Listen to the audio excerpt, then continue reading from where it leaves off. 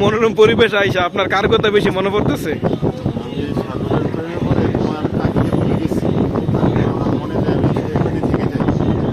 আপনি কি মানে বাড়ির কাউকে মিস করতেছেন না? আমার না না, আমি এখন পুরো সাগরের মধ্যেই আছি। আমি সাগর থেকে আমি তেমন ভাবনা।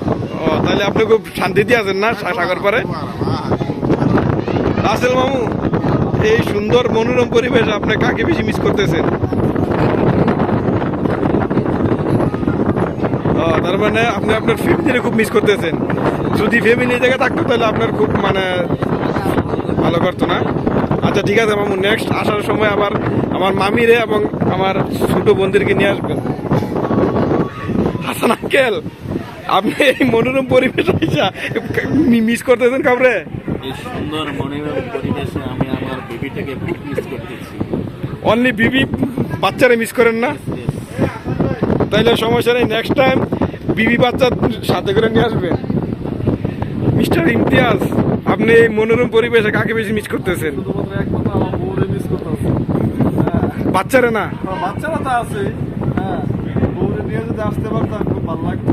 তাহলে কি মানে নেক্সট টাইম কি বউ নিয়ে আসার চিন্তা ভাবনা আছে? ইনশাল্লাহ, ইনশাল্লাহ। ওকে, মুবারক।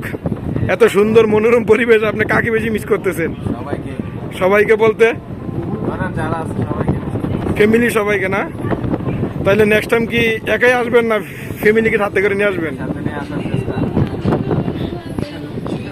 মিস্টার সাইফুল ইসলাম ফারাবি, এই সুন্দর মনোরম পরিবেশে আপনি কাকে বেশি মিস করতেছেন?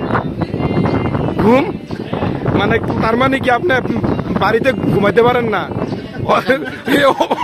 এই অশান্তিটা কিসের জন্য বলবেন?